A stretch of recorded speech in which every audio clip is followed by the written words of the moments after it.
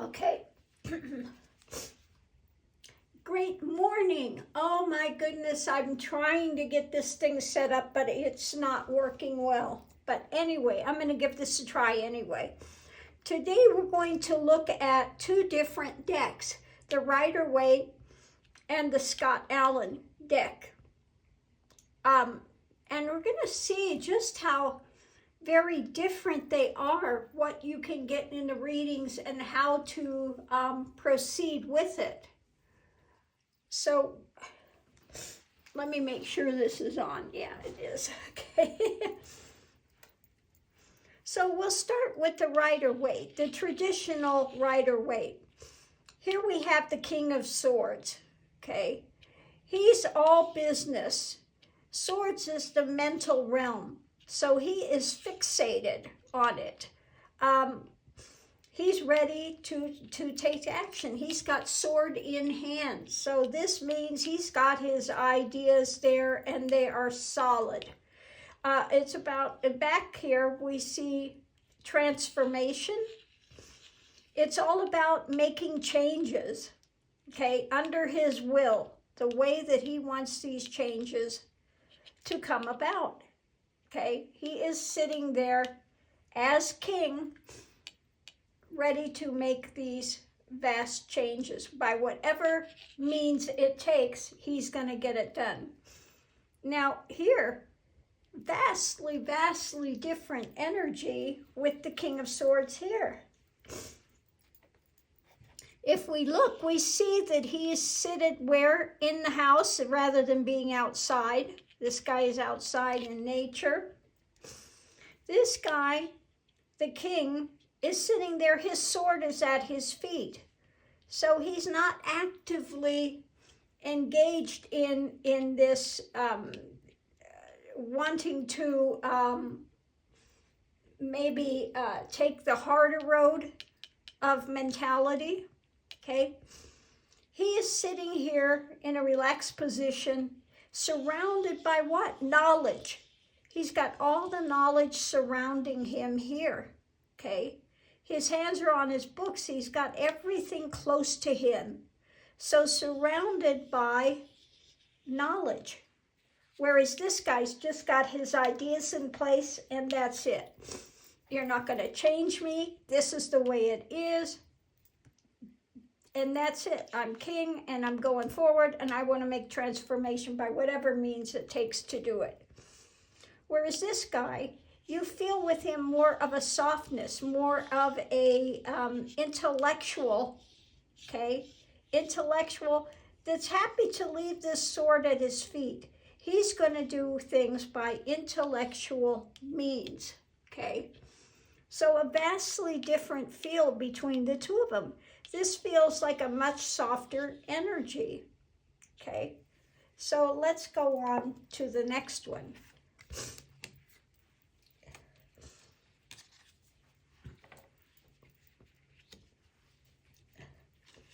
So this is about getting to know your deck, getting to know the energy behind it and looking at the whole storyline. Like here, we'll have a Seven of Pentacles. Vastly different energy again. Here she's, again, feeling more relaxed, surrounded by all her wealth. Okay? Not concerned as much with the wealth as with, you know, the harvest. She's got harvest here that she's going to enjoy. On here, we have somebody that's planted. Their harvest is here. They're very unhappy about it. They don't like the harvest that's being presented. This is somebody, you see, he's got two different color shoes, so he doesn't pay a lot of attention to detail. Whereas she feels very composed. So again, a very different feeling between the two cards. Unhappy. This is satisfaction with where she is at, with what she has. Surrounding her, she knows it's there, quite comfortable with things, and again, going to enjoy going to enjoy what is present. He, on the other hand, again, very unhappy, dissatisfied, doesn't pay attention to details. So again, if you have these in a reading, how different is it going to be in that reading? So when you're doing your cards, you're going to get into the story of the cards. Next we have a seven. No, we have the Knight of Pentacles. Okay, put this here. Again, very, very different energy. We know that here, now yellow is a mental realm, okay? He's on his horse and it's standing still. So this is very slow moving, looking for his opportunities, what he has in life, okay? What he's doing, he's not moving ahead very quickly. He's suited up, armored up, okay? And basically, this energy is at a standstill. Looks like he's trying to figure his way forward. Now here we have a very, very different energy going on. We have her sitting here and she's got the devil. She's got this in hand, and this is feeling more like the greed. Oh, look at all this you could have. He's talking to her. He's whispering at her. He's got the money falling from his hand. She's got this one coin, and how am I going to make this bigger? How am I going to get more money? So you could see him whispering to her about greed and what can she do to move forward to get even more coins, okay? So again, very vast different energy. This is the energy of looking, and I've got this. Maybe it's not the best thing because it's coming out of greed. This is basically feeling like he's more at a standstill, trying to figure out his next direction, because yellow is mind play, okay? Suited up, taking the journey. Red is taking action, but he's not moving quickly, okay? So let's go on to another one.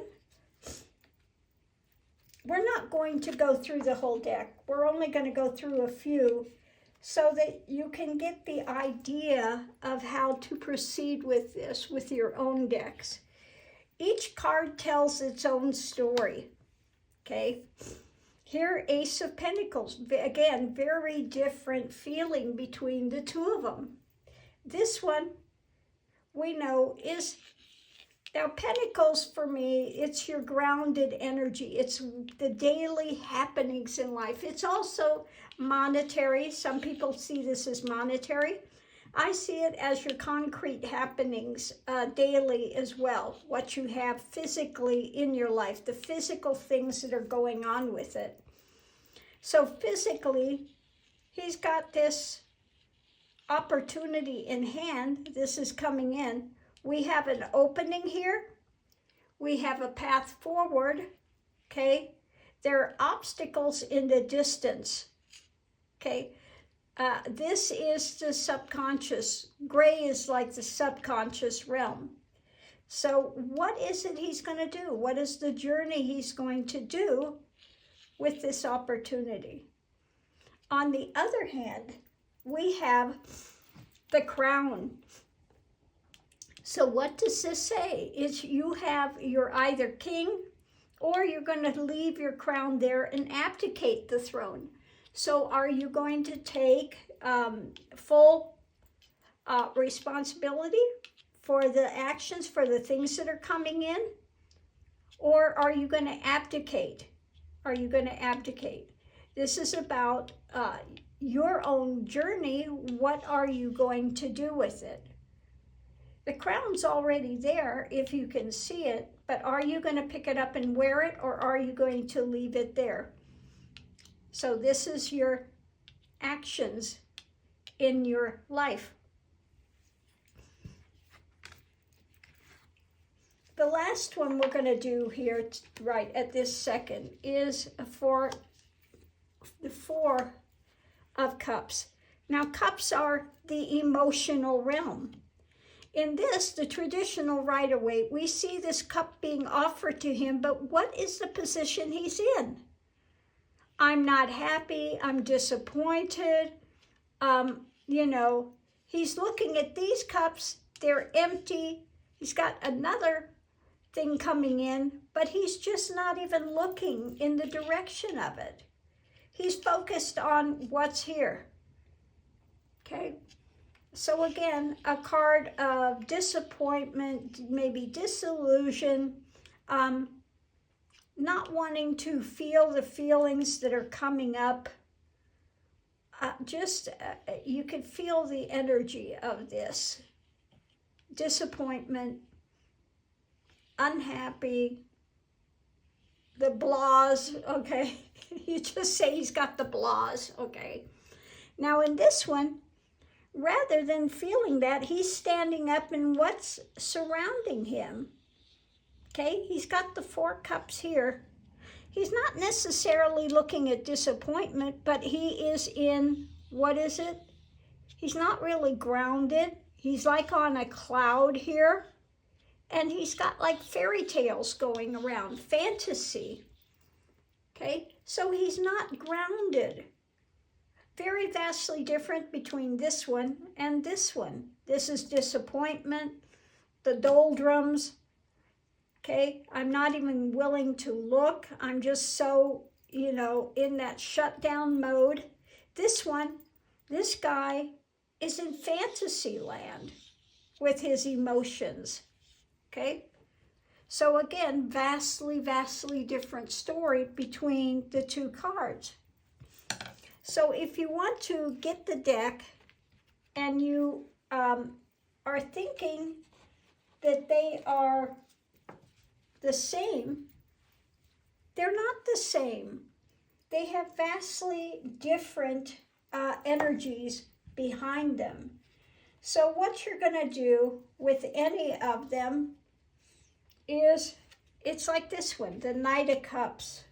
Okay, now if you remember in the Rider-Waite, let me see if I can find it real quick, but I'll keep talking when I'm looking for this card.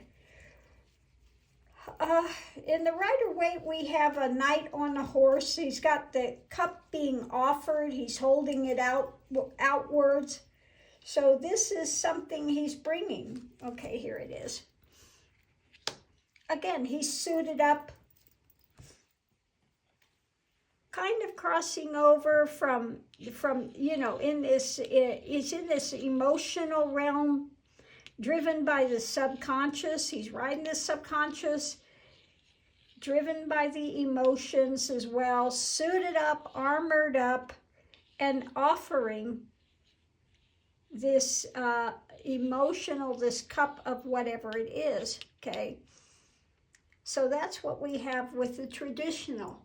Now you look over here, vastly different energy. What is it? This guy has got his cup here, but he's not proffering it. He's not holding it out to anyone. This guy is in his internal search. His emotions are more what? He's got his eyes closed. He's meditating. He's got all these symbols on him, okay? He's surrounded by these things, trying to take in the energy. So this one would be maybe more processing emotions, getting in touch with it, looking for the deeper things. He's got all his symbology here, okay? Surrounded by these, whether they're crystals or rocks, or trying to be grounded and looking internally into the emotional self, whereas this guy, he's on the journey, he's proffering it out, he's on his steed of the, subconscious. He could be offering something, okay? It could be the false knight offering something else, but driven by his emotions. So vast difference between this one, his emotions in hand, kind of like, you know, wear your heart on your sleeve, kind of that element. He's not really looking internally into it. He's just driven by the emotional self, whereas this one is looking deeper into, he's sitting with his emotions. He's not moving it, just going on the daily thing. He's looking deeper into the emotions. So again, you can see a vast difference between these two decks. So part of it, you want to know how to do tarot, you have to get in touch with your decks. One deck can have a vastly different feel than another deck, and you have to spend the time to look at each card and tell the story. Break it down. Break it down. Like this one. Here we have the man in the center of the wheel. Below we have hell, above we have heaven, trying to come to a balance and looking deeper at his actions, okay? The wheel is turning, the wheel of life. The journey is about coming to the center point of the wheel so that one is in balance. So he is here, his eyes are closed, contemplating heaven and hell, okay? Where is he at in his journey? Here, the Three of Wands, vastly different again than you have with Rider-Waite. Rider-Waite, we have the gentleman that's standing on the shoreline. He's looking out, waiting for his ships to come in, okay? He's not moving. He's contemplating it. He's kind of maybe a little stuck there. In this one, he's already action. He's on the lion. He's confident that this is happening. These actions are happening. He is a very confident person, riding the lion, taming the beast. The beast can also be the ego. He's tamed the ego and he's moving forward in his action, okay? He's got control. The other, the Rider-Waite, not so much control. He's waiting, he's looking, he's hoping, he's wondering, you know, is this going to happen or not? In this deck, he's very confident. He's tamed the angry beast. The angry beast, again, can be another symbol for ego. He's tamed the beast, riding it, moving forward. Wands is about energy, okay? 3 is about moving forward, beginning to take action. So he is confident in there. He doesn't have the lion muzzled, okay? He's very confident moving forward with what he's doing in life. So again, if you want to do tarot, look at the deck you have. Whether it's Rider-Waite, whether it's the, is it Scott Allen or Alan Scott? I'm so bad with names. But look at the deck and look at the story the card tells. Take time for each card, and it doesn't matter what you're doing, what system. If it's Lenormand, if it's the Rider-Waite, if it's the Scott Allen, if you're doing tarot, if you're doing, again, Lenormand, or you're doing the Sibylle, it doesn't matter what one you're doing. Look at the card, look at the story that card is telling. So I hope this has helped. Thanks for tuning in, and I'll see you online.